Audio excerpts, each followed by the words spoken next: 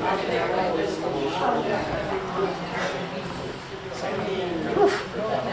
righty, let's get started. I didn't mean to scare you. We got a couple more people coming. I hope we don't have too many more people coming. Wow, we thank you all for coming out tonight.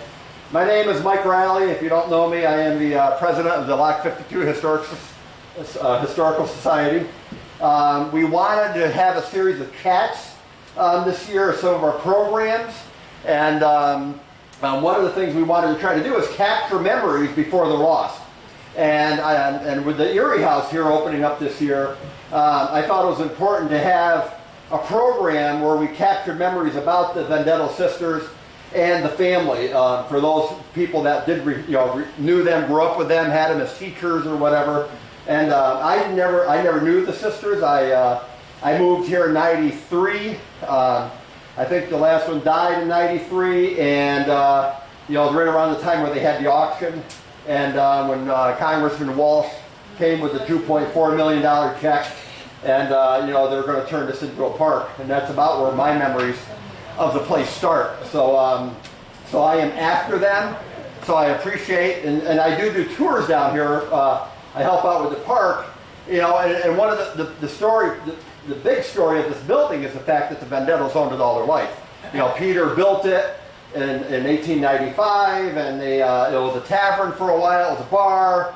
It was a center of an Italian community. Then he moved out, and the sisters and the mother lived here. The mother died in '48, and the two sisters lived here, never married. And so hopefully you guys can fill in that history, so when people come in and visit, we can give them sort of an accurate history, because that's what we want to do with the park here, is be able to tell accurate stories. We don't want to make up stuff. One of the stories maybe you can shed some light on is, I recall coming here early on, when, if you recall, the wall was here, and we always used to say this was the ladies' sitting room back here.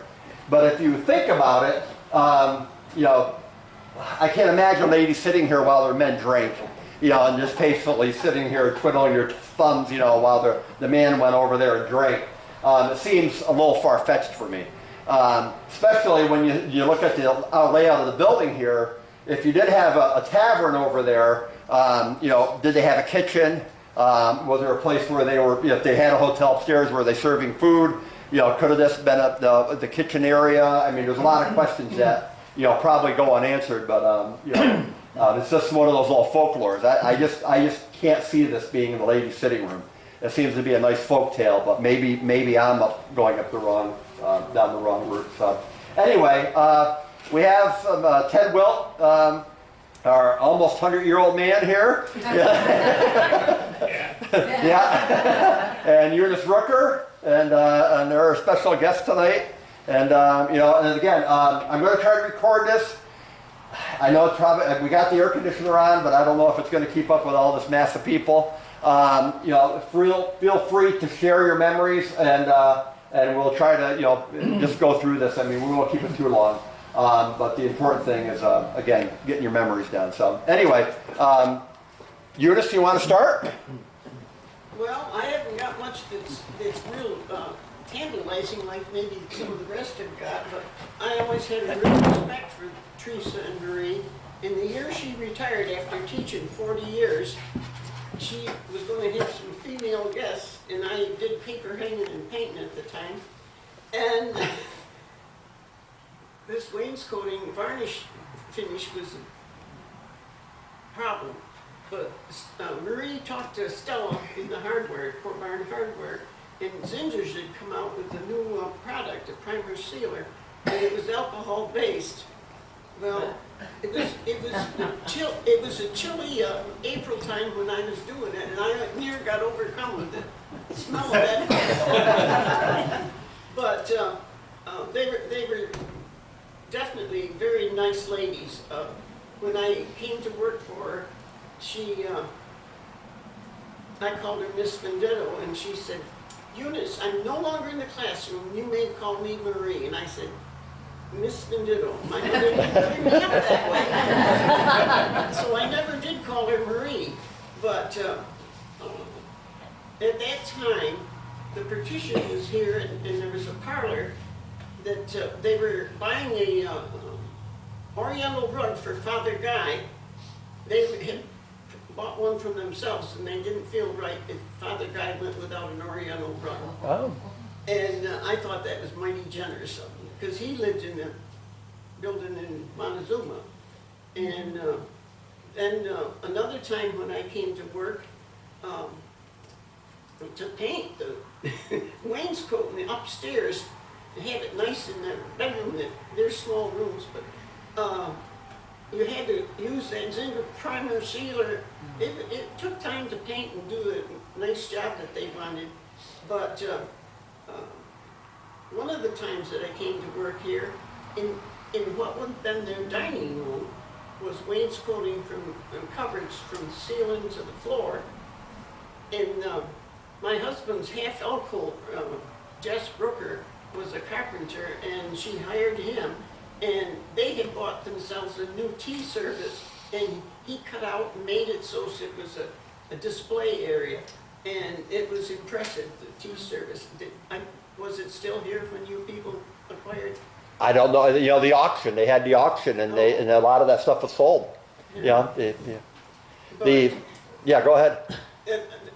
They were very proper ladies, and I had great respect for them, because teaching back in that day and age, Teresa was in the Fort Barnes School, and my husband was head custodian there, and Teresa had him trained so that the thermostat was up when she came into the classroom, and about 9:30, 10 o'clock with the kids coming, the room warmed up so he'd have to come back and turn it down. And but they were dignified ladies. One of the stories I was told by guests who had come, was that you would come and knock at the door, and they would come to the door and see who was there. Then you would have to wait. And this Dr. Beebe, who runs at Camillus Park, would say, well, sometimes you wait 25, 30 minutes standing there while they got dressed. And they would not receive you unless they were dressed nicely. Does anybody recall that? I mean, does that sound like a... I have a story that kind of goes along that way. My father we lived in the house next door, and they used to call my dad to come and do odd jobs too.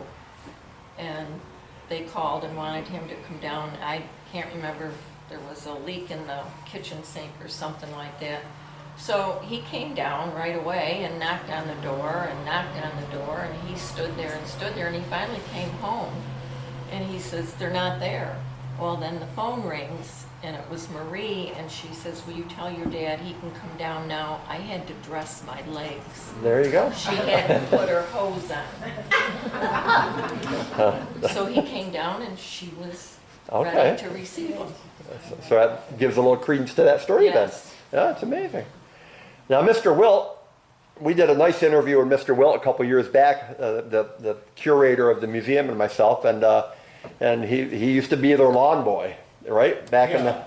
I started in 1930 here, yeah.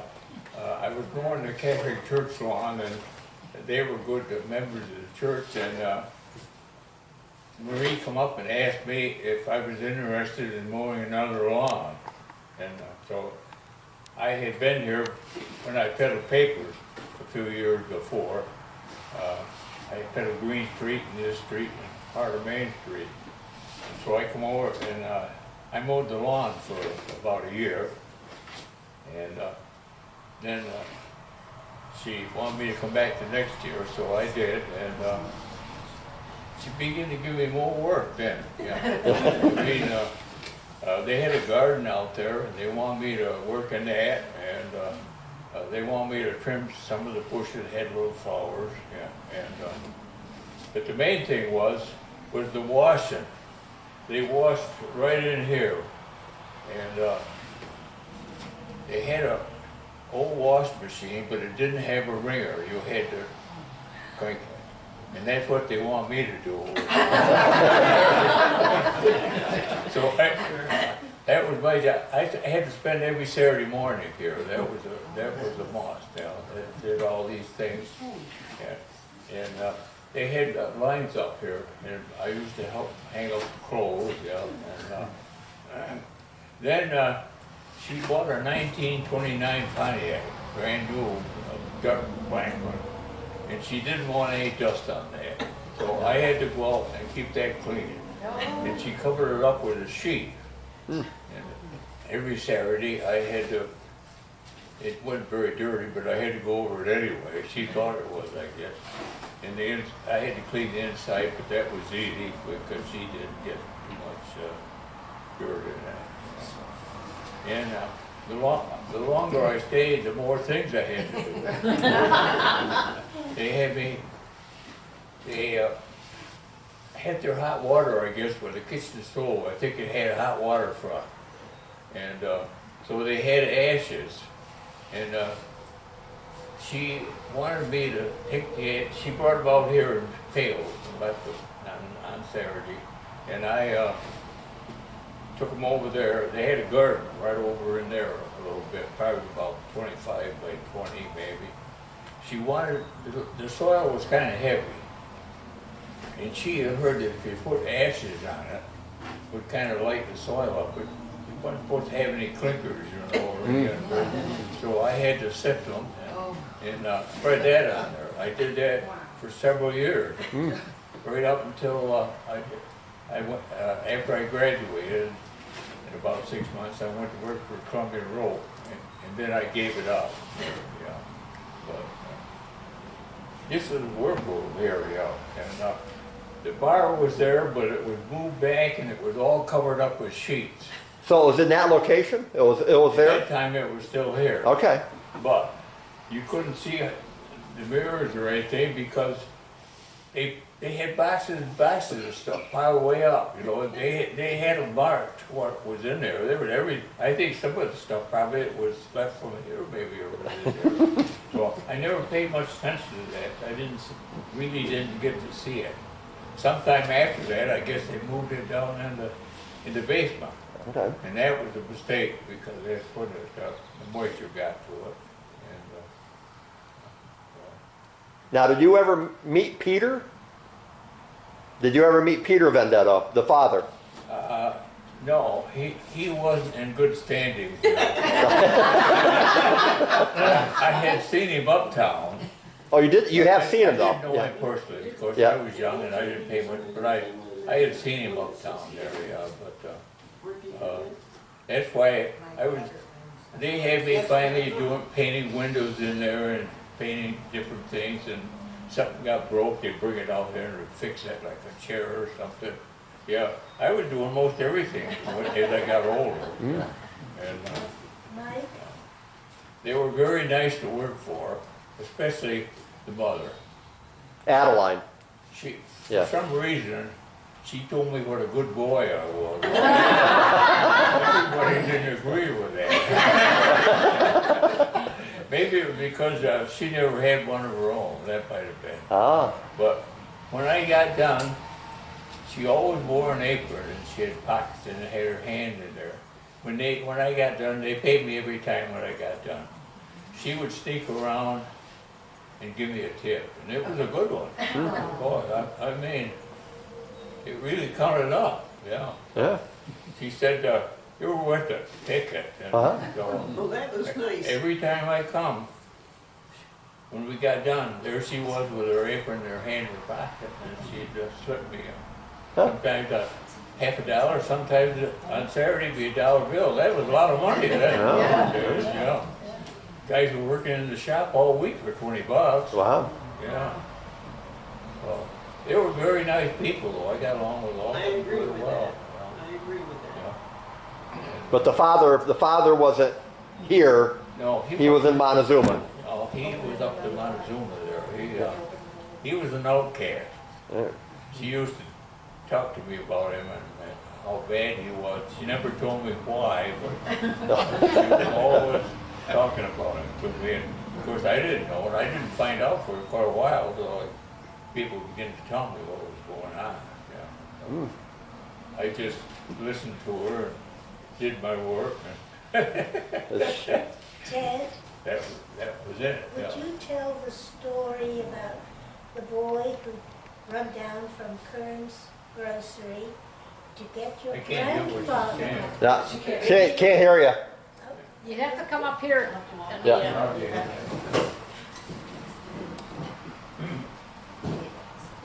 Would you tell the story about the boy who came from Kern's Grocery, right across, to get your grandfather, who was constable? Oh, yeah, that was my grandfather. Yeah, tell that. Yeah. He tell was lock tender over here, and he was also what they called in those days a constable. He had an associate that worked too. I never saw the man because he died before, 2 years before I was born, but Walt Kern, Oh, in yeah. the Kern's Grocery, which was next door. Right, right. When they had things got out of hand here, they used to call my grandfather to come over and straighten things out. Well, luckily, when he was about 3 or 4 years old, he got a pair of boxing gloves for Christmas. And he started with a punching bag and punching, and he used to go to Auburn, and he got older, and up there they had a place arena where they had the fights. And he said that when he come in here, you wanted to behave yourself. Well, this one drunk come in, was in here, he was fighting with everybody, and my grandfather went over and told him he'd have to stop or get out. And he got up and he took a swing at my grandfather, but that was a bad mistake. And he gave him one right in the chin, and he laid over here under a table. That went up and down the canal. So they used to call him Big Frank. Frank Emmons was his name, you know. And and Walt used to have to come over. He had a bicycle. He told me all this. That's how I knew it, you know. And my grandfather had a horse and a little buggy, and he taught Walt how to drive it. And of course, the horse was young and it didn't get much exercise, so when they did get out, they went like crazy. Oh, dear. And it almost ran away with Walt. But he enjoyed it, yeah.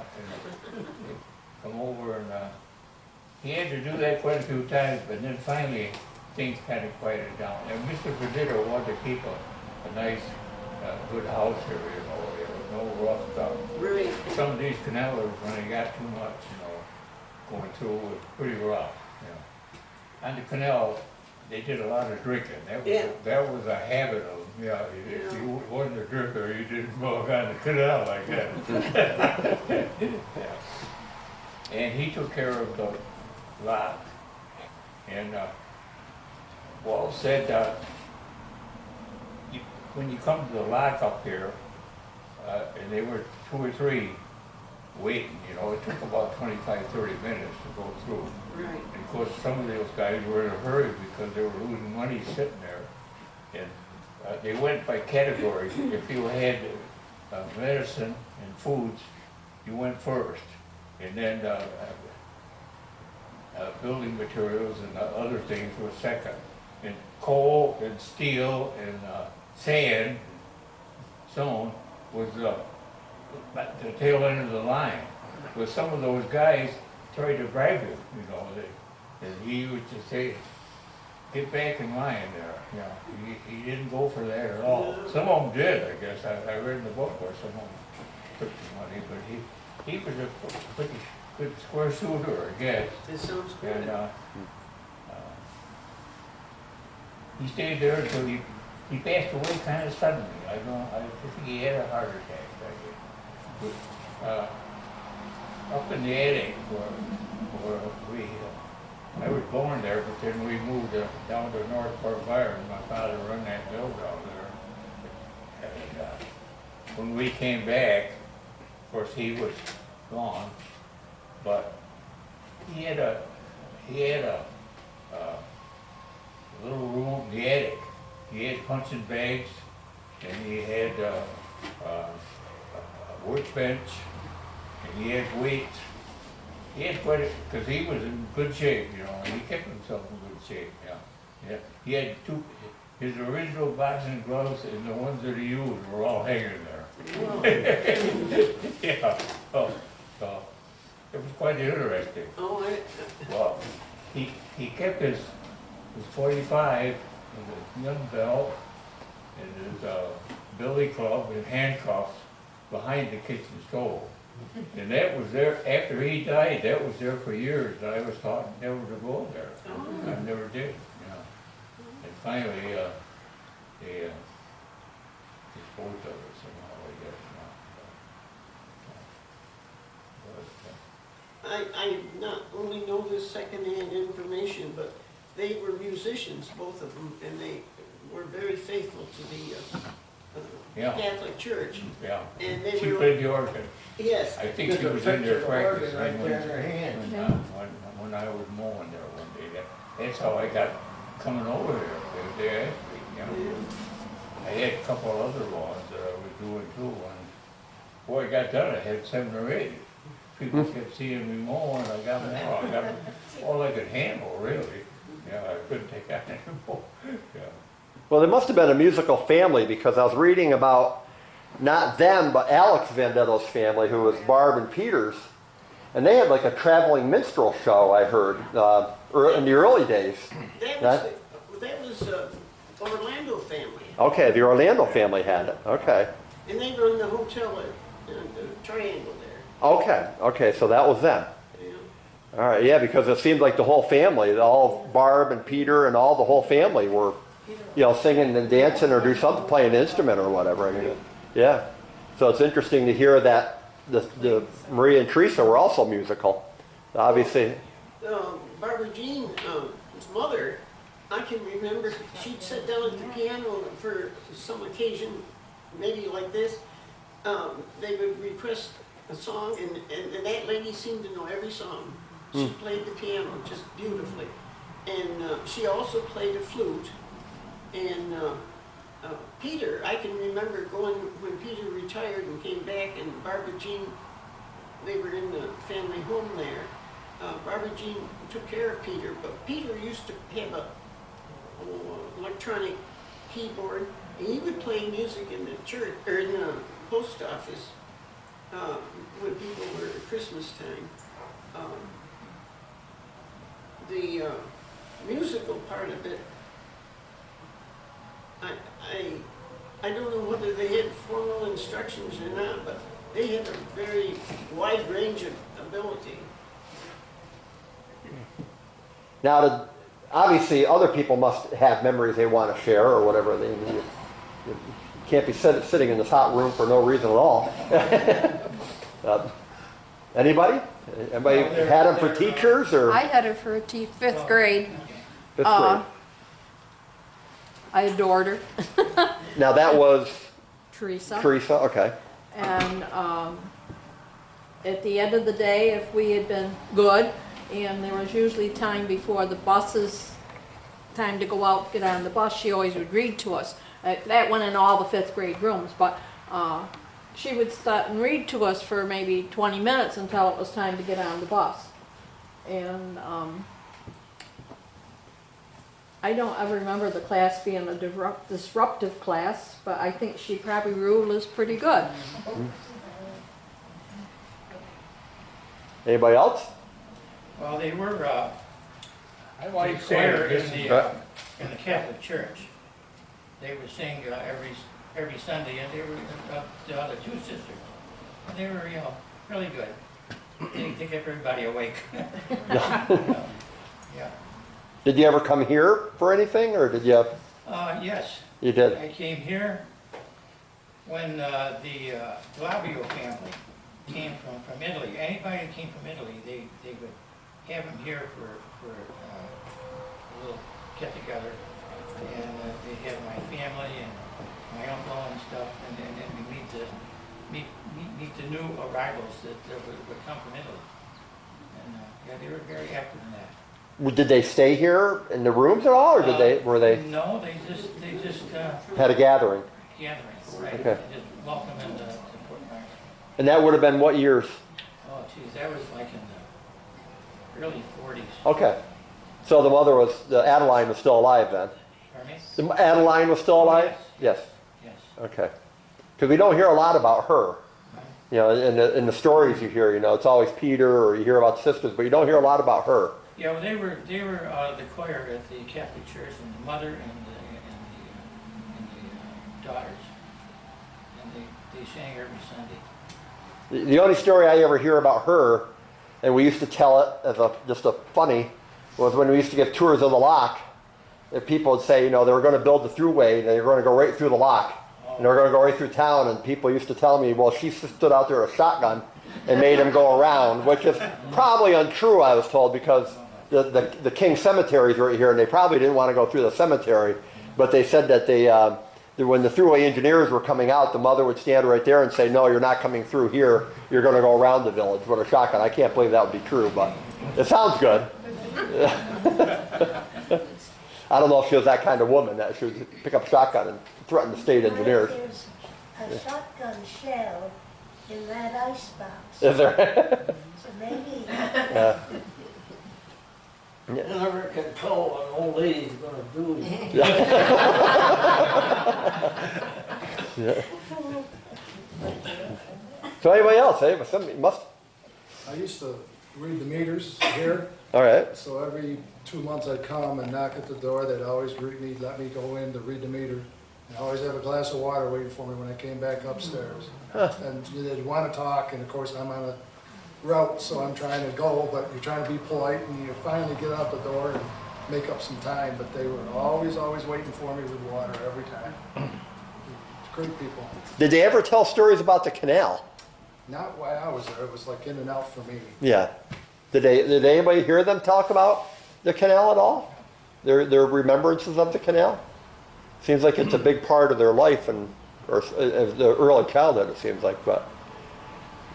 The one thing I remember in their later years, and they were dependent on different people, Bruce Carter was exceptionally kind to him. And he was a historian type person. And He used to help them a lot over here. Mhm. Yeah. He used to tell me about it. Yeah. Bruce would work for that piano company in Syracuse. Clark Music. Clark Music, and he played the piano or organ, and it was an exception. He really was devoted and did so much for him, because in their later years they had many health problems. My mother came here to help them when they were in their later years. I just found it out the other day. I was talking to her, and my mother will be 95 in October. She remembers coming here to help them do things and that. And she also helped Mr. What's his name? The house up on the hill, the Mormon house. Oh yes, My Mr. mother Ferry. worked there. Yeah. My mother said he had very, very little, and she said she could not believe that someone lived like he did in that home. She had to do things she didn't want to do, but she did them. Oh. So, And didn't he drive, that gentleman, didn't he drive that Model T. Model T, and they'd stop at Marshall's and buy some gas, and no matter the weather, pop guns. But they were good people. In later years, they wouldn't let him drive anymore, so he used to take a wheelbarrow downtown. Yeah. Mr. Sperry? Mr. Sperry. He had a sister. I don't know, but I know Mom worked for him. Florence or Flo was her name. Eunice, didn't you tell me about Mr. Vendetto going to start a business in Montezuma? Oh, we used to go there, and that soil up there was good to grow crops and stuff. We had strawberries and asparagus. We loved it. It was when chest freezers were around. And gosh, we would go and harvest the asparagus and put in the freezer. Well, it's right across from where your daughter lives. He had a coal yard there. And, In Montezuma. yes. Yeah. Yeah, but it was, yeah. His place was uptown. In Montezuma, the coal place. Right where the firehouse is now. Yeah, right in that area. Is that where there was Eunice? Right next to the canal there in the firehouse? We didn't burn coal. We couldn't afford coal. We always burned wood. But my neighbor across the street, Dusty Farnham, used to deliver for the Detto that had the coal yard. Tiny farm. Yeah. Well, there was Peter and Salvador who goes to Rhode Island. I don't know if he was ever around or any of the family was ever around. Salvador was the brother, and they always say Peter and Salvador built the Erie House. And if you look at the photo over there, the two men standing in front of the Erie House, supposedly it's Peter, who's the more rotund man, and the taller man is Salvador. He goes to Rhode Island. Alex, who is Barbara's father, shows up on the census living here for a number of years as a single man. And he stays with this family for over 10, 15 years, it seems like. And I don't know when he married Orlando, Mary Orlando, I think that was her name. There's also family in Italy. And then there's other Vendettos where I've been trying to connect. There's a Samuel Vendetto who comes around. Anthony, William, and they were they, who were they father, who was their father? The sheriff, he was a state cop. Oh, no, Sammy Peter. Sammy, okay. All right. His brother Tony was the state trooper. Okay. He was the sheriff and he just retired. Oh, okay. Yeah. All right. Yeah. His father was Billy Vendetto, right across from the athletic field. Okay. All right. That was their father. All right. And they had two sisters too. That would be William, I guess. William. Sisters. Yeah. Connie, Debbie, and June. I found it real interesting when they had that program up in the middle school. Mr. Grosso showed a lot of progress and restoration and everything here. And was it 18 inches that it was out of plumb? Yeah, the building had moved 18 inches. And with a prevailing western wind. Yeah. Yeah. Yeah, because this is the original house. Everything you see with that you kindly painted. And in fact, we have saved those splotches of paint. Well, the man that was in charge, I went down and talked to him, and I guess he was an engineer, whatever. I told him that I had worked in this place, and he saved me a sample of some of the wallpaper. Okay. That I'd forgotten I put it on. But they were very proper ladies, and at the time, it was when the Catholic Church changed and the pulpit, you could see the faces of the priest. They always faced away from the congregation at one time. That took some doing for them to accept that. Well, the sign up there is original to the house, so they obviously saved that. The cash register has Peter's name in the bottom of it, so they saved that. And they saved a number of other, I don't know where they saved it all. They may be in the rooms upstairs or whatever, but what I heard was when the place went up for auction, a lot of that stuff was sold off and thankfully recovered. Oh, yes. Yeah, it's the sign up in the front is a replica of this one over here. And but anyway, don't let me go on. Well, I think the Bartolottas deserve a lot of credit. The first time I had seen their fine work was down at the Waylock building. But when I came in and see the woodworking here, I was very favorably impressed. I don't know did they have pictures to go by? Or? No, they found a little bit, as Ted said, and they put the bar in the basement, pretty much rotted away, but they had a little bit of the bar front. And it's one of the original panels up front on the extreme coast of the door there. and they rebuilt the whole bar. The back bar is a best guess, basically. They don't know what it looked like. There's no pictures taken of the business when it was in business, when it was a bar, inside the room. There's outside photographs, but there's nothing inside. We did move, if you're curious, they did remove this wall here because they felt that the chair rail here matched right through both rooms.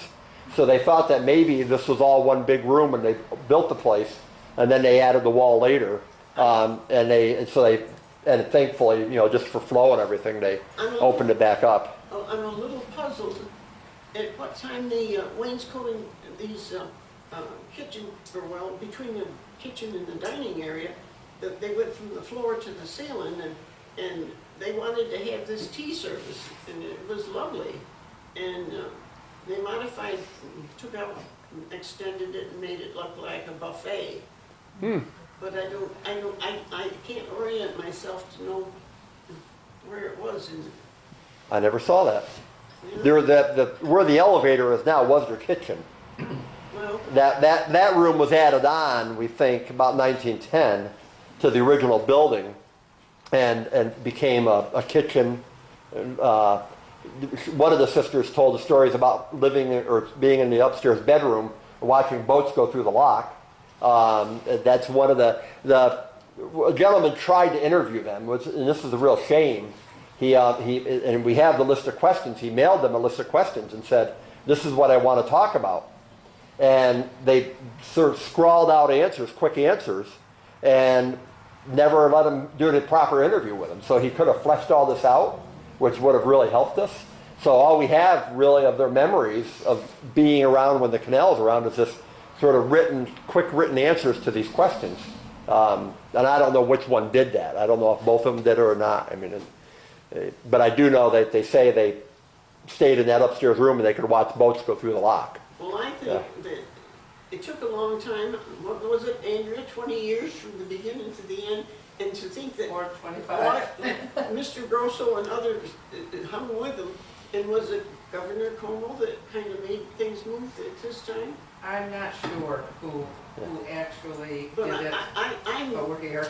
having been born on the bank of the Erie Canal, I'm real pleased that this has been restored to the point where it's relevant to the locks and the thruway. I mean, when you read, well, the only one in the United States that's on a highway, toll road.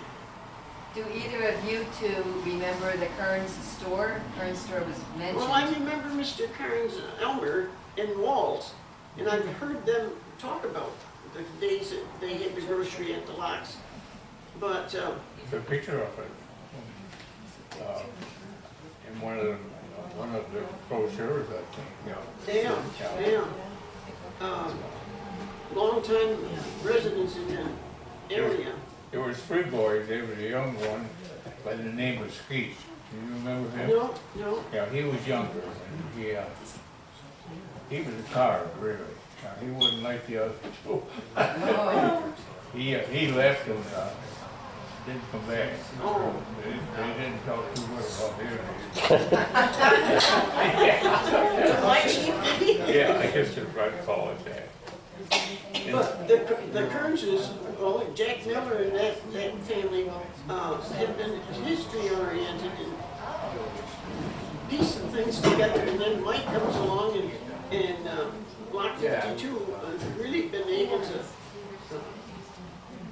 promote it, I guess is the word I'll use. I remember when Judy's mother and father lived next door, and they wanted to hire me after I'd worked 17 years for Marshall's store. And I went paper hanging, painting, I made dresses. Remember Eloise? She came and she used to talk to me in the store, and she wanted to be able to say she made her own wedding dress. And her mother and father had gone to Arizona in winter time. And your aunt come to live with you. And we cut out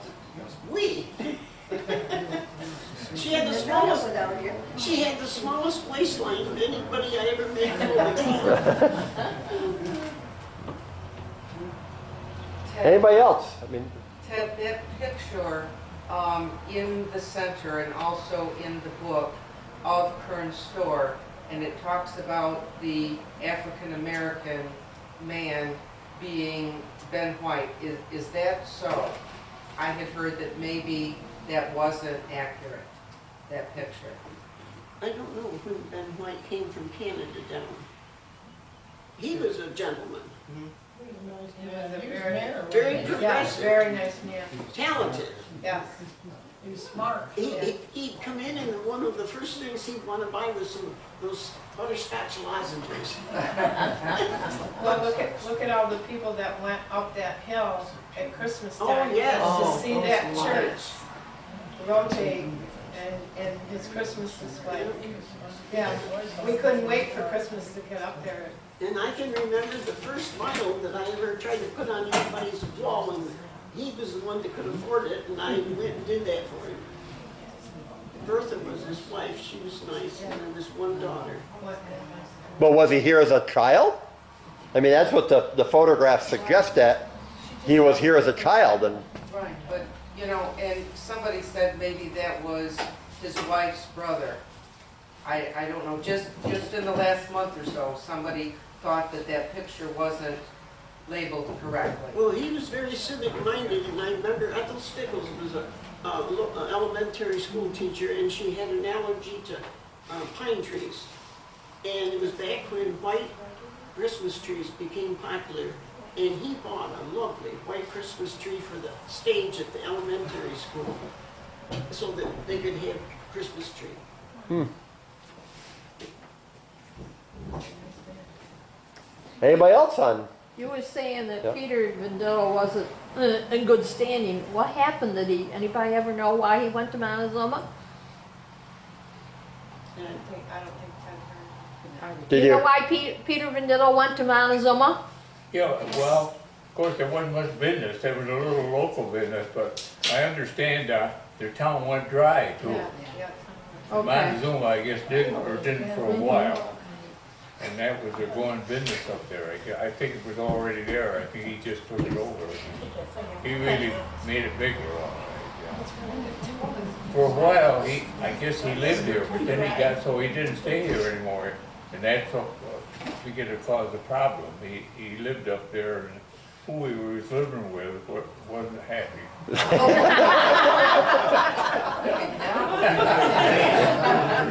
I found that was part of it right there. I found that out later. Oh. The Vendettos were really well liked. And when Mrs. Vendetto died, in those days, they used to have the calling hours in the home.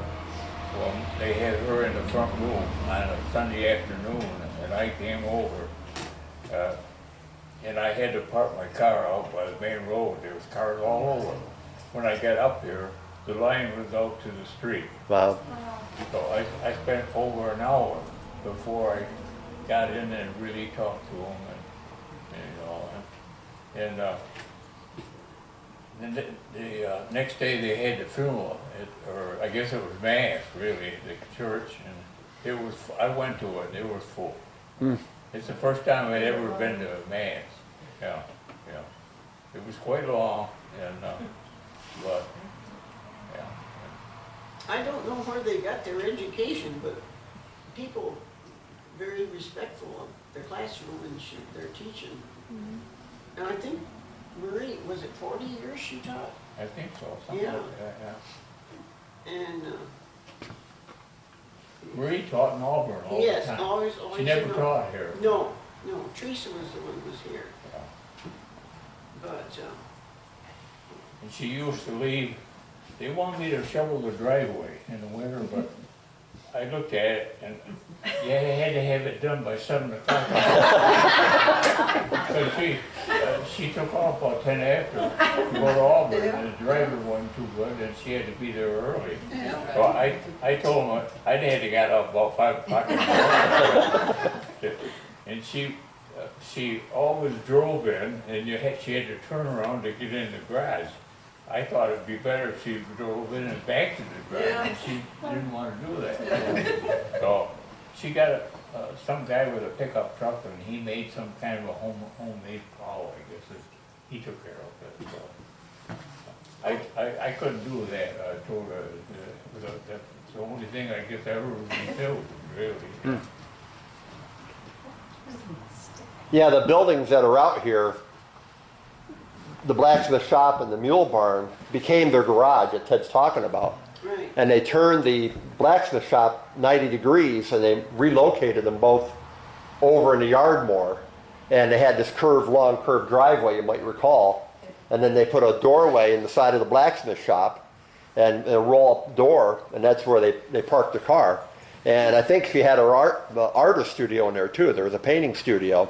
Oh, And they left the mule stables alone. They never took anything out of it. If you may have seen it, they left all the tack in there, the hay. Yeah. The circus posters are still there, and that's why it's kind of a treasure. And you know, eventually it was all built on wood dirt. And we used to come over here and take care of it. And every year you had to go lower and lower to get through the door because it was melting into the ground. And so when they found the photographs of Maud the dog and the other family members, they relocated the mule barn and the blacksmith shop back to where it used to be back in the old days. So that's the garage that Ted's talking about there, is the blacksmith shop out here. Well, the Syracuse University students of what do you call it? They dug and dug in order to find where The archaeologist, yeah. Yeah. And they did find some of the foundation of the original. I don't know who moved it, and I don't know how they moved them and joined them, but they did put them together. So, yeah. But you're right. There was hay and bedding and everything in that mule. Yeah, they never touched it. Yeah. Did they ever express? I mean, I've heard also that they wanted this to become a canal museum. Did they ever talk about that to anybody? Because we had heard, through the years that they wanted it. They were members of the Canal Society too, and they were very good members. And and we had always been told that they wanted this to become a canal museum. They wanted the place to. They recognized what it was. I don't know if they ever talked about that to anybody or expressed their hopes. No. No? Anybody else? I'd like to make an announcement. Yeah. If y'all get interested in canal, I come from Jordan. We got a lot of canal stuff there, like the block tender's bell, and I love to scare people with it because it's really loud. Yeah. Just to wake the block tender up when there was a boat coming through. Anyways, if anybody would like to come down and see all the pictures we have and so forth, if you have some way to call a library in Jordan, Yep. and they can get a hold of me. It's not that I am important, I just have a key. I'd be glad to come down and hang around with you while you look at all the books. We got stacks of books of places and things and canal memorabilia from Jordan. Right. And we'd be glad to have you. Okay. Well, I went to school in Jordan High School until my junior year in high school, and we used to walk through the park that the WPA made there by the where they semi-famous for it. Yeah. There's quite a bit of stonework still there. Oh yeah. Well, the canal, the actual canal is the park. And that one warehouse, that's still there. And then on Main Street, some of those were the pharmacy. Remember, the pharmacy was on the bank where the Veterans Memorials are now. Howland, his name was, a nice gentleman. And this was pre-World War II. Yes. And into World War II. Yeah. Because I ain't through World War II. And what is your name? John Nevin. Nevin. I remember hearing that name, but it's so long ago now. I hope it was in a good light. You had a daughter, did you? Beg your pardon? You had a daughter? Yes. Yeah. Ann. Yeah. Catherine Ann. Yeah, yeah.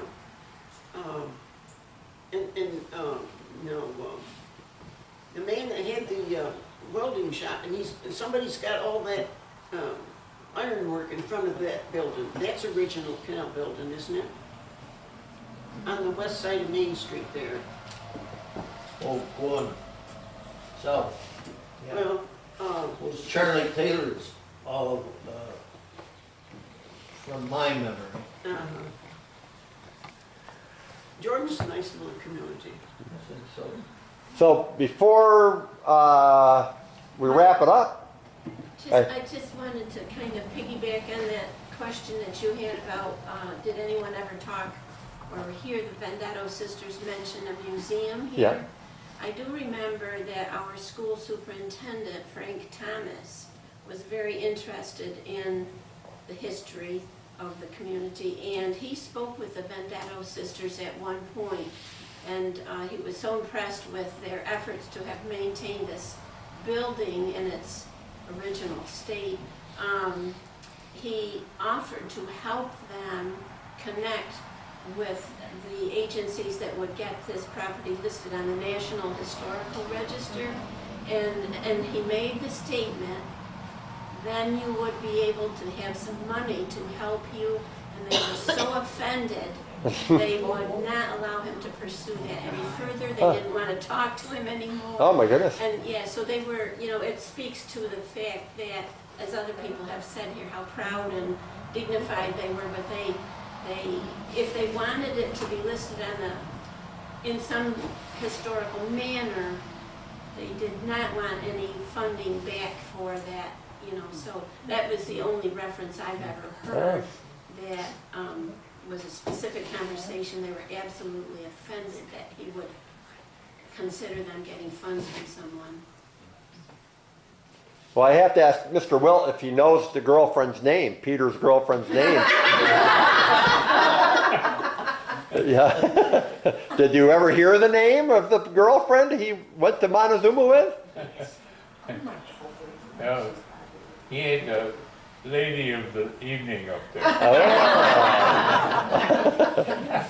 I found all this out later. Oh, did you? Okay. All right. Apparently, he was living with one of them. Yeah. Oh. That's what started it all like that. Yeah. It was quite a place up there. I even talked to a gentleman that patronized the place. Oh, really? So that's where I got some of my information. Yeah. Yeah. Anything you want to share about it? I mean, that's a.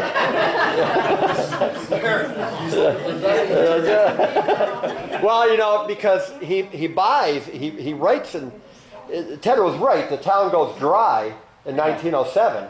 Yeah. But he still listed it. I thought he got up and moved, and I had heard he moved with a girlfriend and left the sisters and the mother here. But I do find him on the census in 1910 as listed as a hotel owner. In 1915, he's listed as a gardener, but he's still living here. He's still listed as living here. So I'm wondering if he went back and forth. But he had his house was right on Stop 69 in Montezuma, and it was they called it the Tosh Sunday School or the Tosh whatever, and they and he runs an ad in the paper saying that Peter Vendetto has bought the bar of Mr. Tosh, and he welcomes his Savannah friends.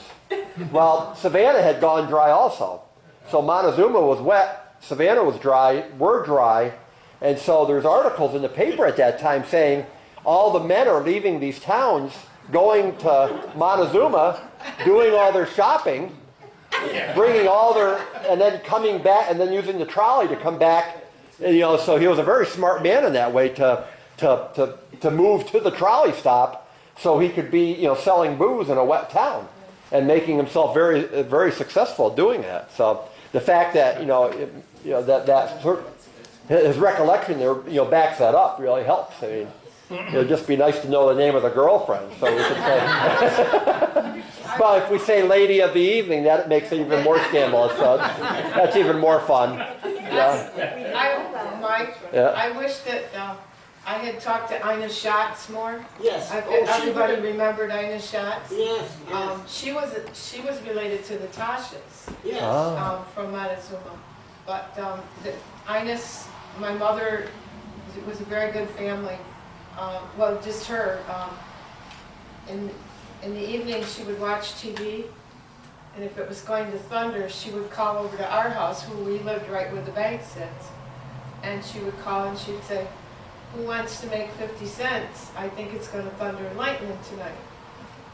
So I raised my hand, and so every time it thundered and lightning, she knew it was going to thunder and lightning. I would go to her house, stay overnight upstairs, and sure enough, that weatherman always was right.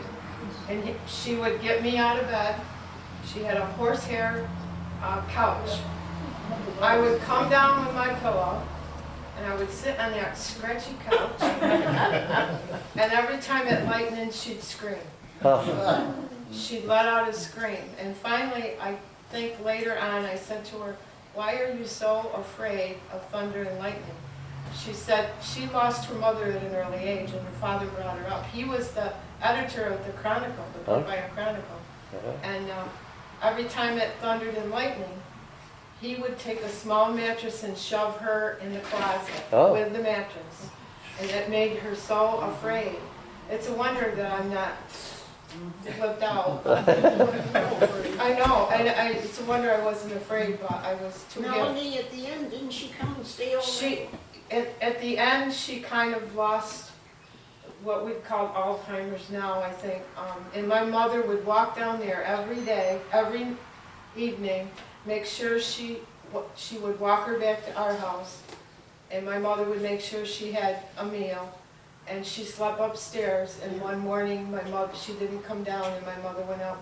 She had passed away upstairs in my mom's house. And she was the local correspondent, and everybody Oh, went gosh. to dinner.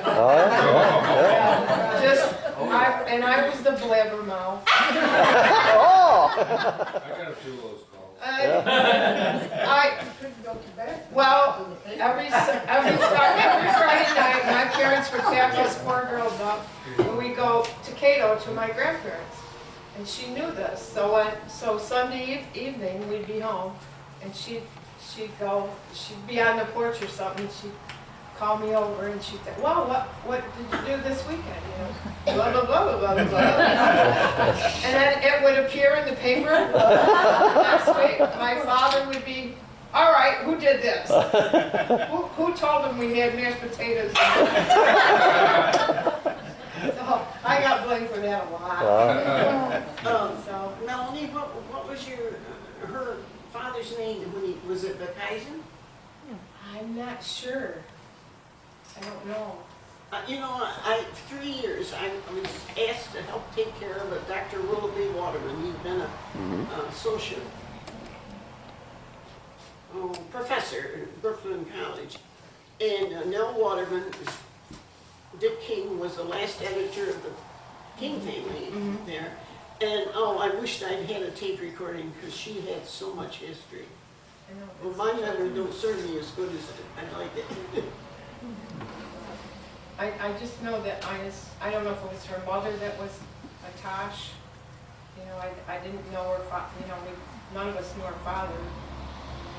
Mike, do you know, did some of those records of the Chronicle end up down in Ithaca?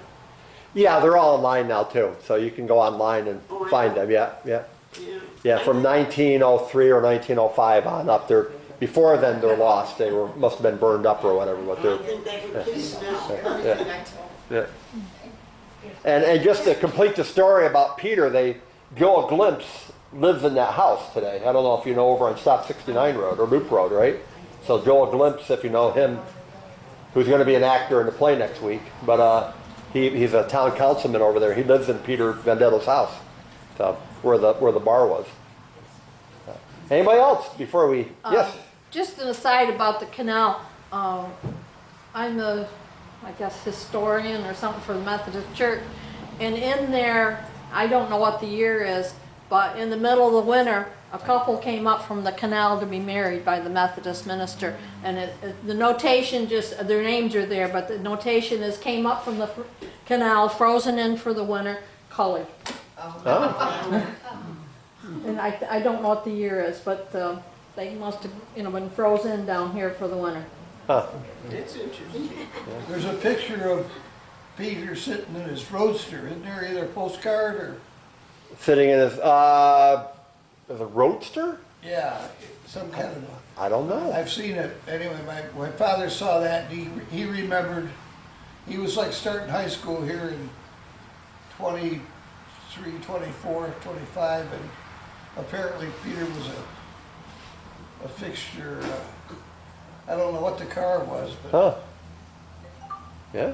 it seems like it was maybe sitting right out front here. Could be, because he could have just went down the canal. He had a lot of land along the canal. And, you know, they would have used this road, towpath as a road after the canal was closed, so, yeah. Well, in that case, if you have not been here before and you want to go upstairs and see the rooms as they've been all restored and everything, there is an elevator that you can use. It's a very slow elevator, but there is an elevator. There's stairs here. You know, go upstairs, and if you have not been here yet. You know, we hope as things progress here, with Andrea's help and everybody, we can keep this going for a number of years and, you know, add more to the story here as we're going along, add more displays and whatnot. But people are very impressed with what we have here. And so thank you tonight for sharing your memories, because that will add to the story that we're telling people as they visit. So anyway, thank you. Thank you.